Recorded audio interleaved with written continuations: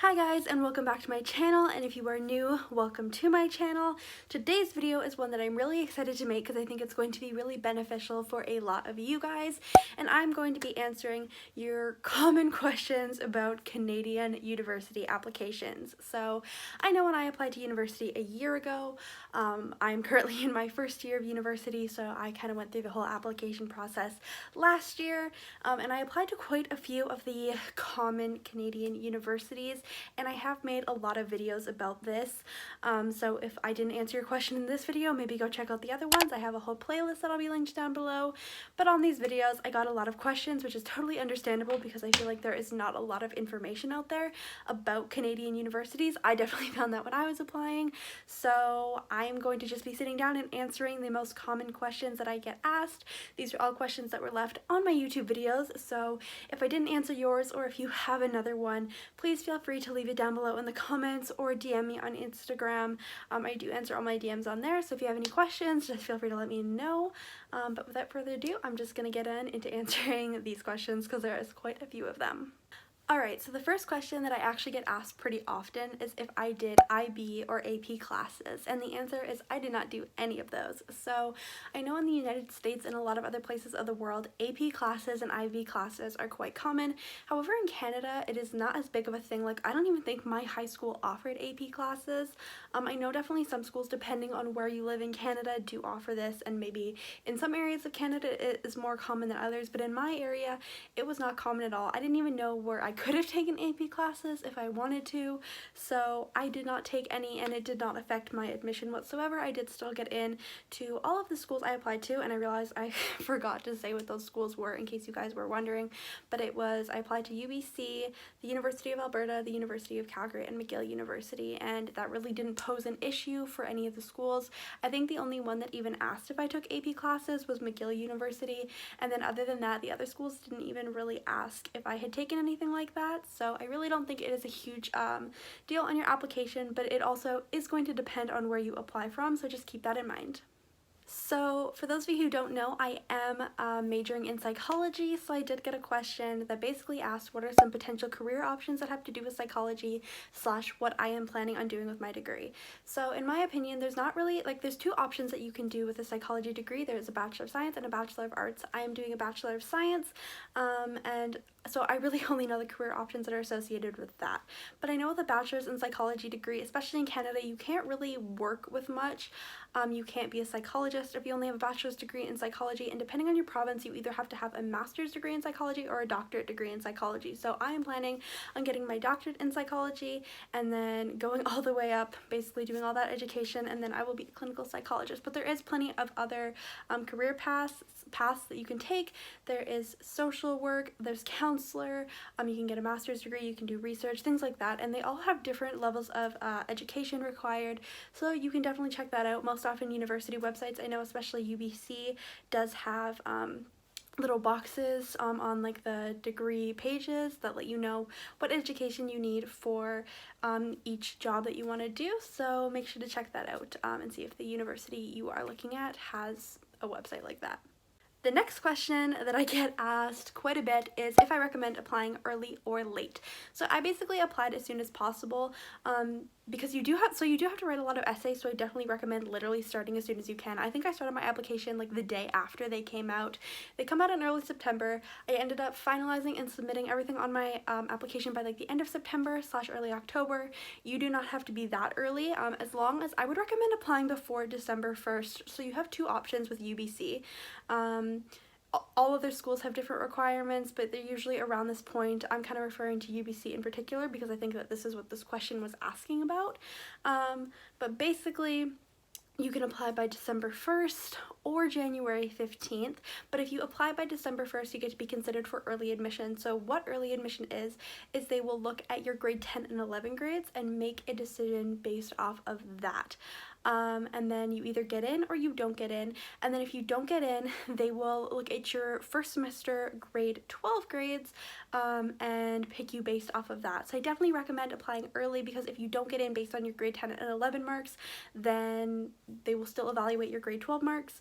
But if you apply by January 15th, you kind of only get that one chance. You don't really get early admission. This way you will get your application reviewed twice if necessary, so I definitely recommend applying as early as possible. And if you apply early to UBC, you can get considered for a bunch of scholarships as well, which is always nice. This is another question specifically directed at UBC, and basically they're asking if a language requirement is required / did I take a second language in high school. So I don't think a second language is required. The only language that is required is English. So if English is not your first language, I know you do have to take an English test to make sure that you know how to speak English fluently, because English is the language of instruction. However, there is no second language that is required. It could help out your application if you took second language courses in high school. I personally took French because that is the second language of Canada, so I took French in grades 9, 10, 11, and 12, so I did French all the way through high school, but it is definitely not required to take a second language. The next question is asking if I received any scholarships, and no, I did not. However, because I am a domestic student, the tuition is not quite as expensive to UBC as it would be for international students, so I did feel very lucky in that regard, as well as I'm going to apply for a lot more scholarships in my second year, because they do have scholarships that you can apply for all the way throughout your university education.